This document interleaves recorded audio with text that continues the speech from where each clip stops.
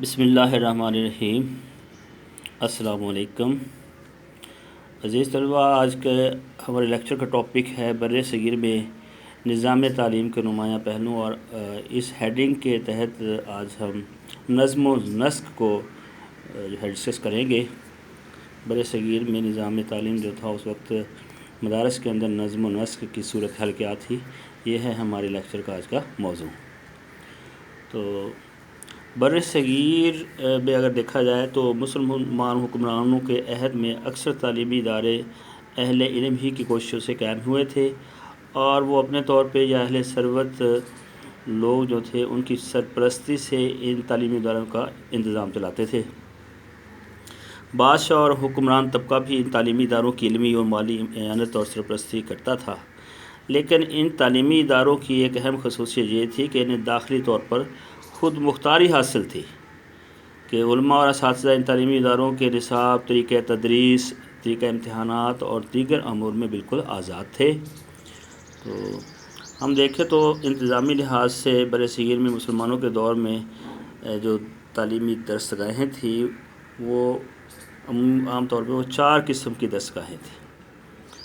Number 1 ہے اس میں سرکاری مدارس، دوسرے نمبر پہ مساجد میں قائم کردہ مدارس، اور تیسرے نمبر پہ خانقاہوں اور مزارات سے ملحق مدارس، اور چوتھے نمبر پہ جو چوتھی قسم آتی ہے وہ ہے علماء کرام کی قائم کردہ ذاتی مدارس، کہ علماء کرام جو تھے انہوں نے اپنے ذاتی مدارس جو قائم کیے تھے، یہ چوتھی قسم تھی۔ تو جیسا کہ ہم نے پہلے بھی یہ بتا دیا ہے کہ داخلی طور پہ ہندوستان کا جو تعلیمی نظام تھا قدیم ہندوستان سے ہی وہ آزاد اور خود مختار تھا ہی۔ تو مسلمانوں کے دور میں بھی یہ سلسلہ جو ہے وہ جاری و ساری رہا، اور نجی اور شخصی تعلیمی ادارے ایک طرف سرکاری سطح پر قائم کیے گئے مختلف تعلیمی اداروں کے نظم و نسق کی پالیسی میں بھی یکسانیت نہ تھی، بلکہ ان مدارس کے علماء اور اساتذہ نظم و نسق کے سلسلے میں آزاد اور خود مختار تھے، یعنی نظم و نسق کے سلسلے میں مرکزیت کا کوئی تصور وہاں پہ موجود نہیں تھا۔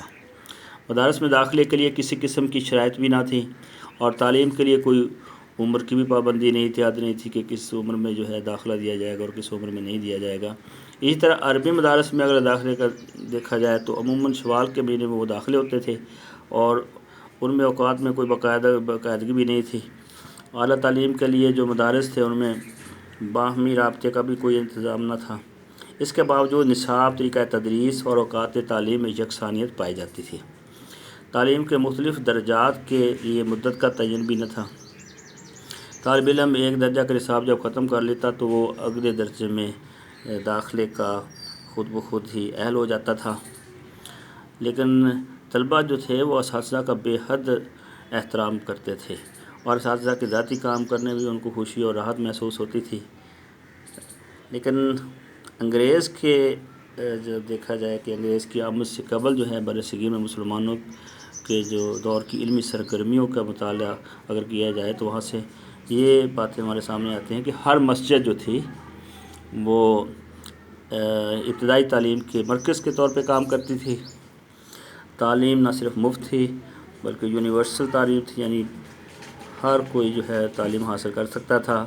مفت رہائش کے ساتھ ساتھ طلباء کو وظائف بھی دیے جاتے تھے، اور تعلیم کا مقصد رضا الہی اور نیابت الہی کا حصول تھا۔ انگریز کی قائم کردہ حکومت کے بعد تعلیم کا مقصد ذرا تبدیل ہو گیا، اور یہ مقصد جو ہے وہ سرکاری ملازمت کے لیے تیاری اور روزگار کا حصول قرار پایا۔ مسجد تعلیم کا مرکز بھی انگریز دور میں نہ رہی، محدود تعداد میں اسکول کھولے گئے، جس کے نتیجے میں تعلیم بھی محدود ہوگی اور یونیورسل نہ رہی۔ مسلمان کے دور میں نظام تعلیم عوامی اور آزاد تھا۔ حکمران جو تھے وہ اپنا یہ فرض سمجھتے تھے کہ تعلیم کی ترقی ہونی چاہیے، اور اس پہ وہ اپنا خرچ بھی کرتے تھے، اور ان کے انتظامی معاملات اور نصاب میں قطعاً مداخلت نہیں کرتے تھے۔ یعنی جو مدارس تھے ان کے انتظامی معاملات میں اس کے باوجود حکومت جو تھی وہ نصاب میں یا انتظامی معاملات میں مداخلت نہیں کرتی تھی۔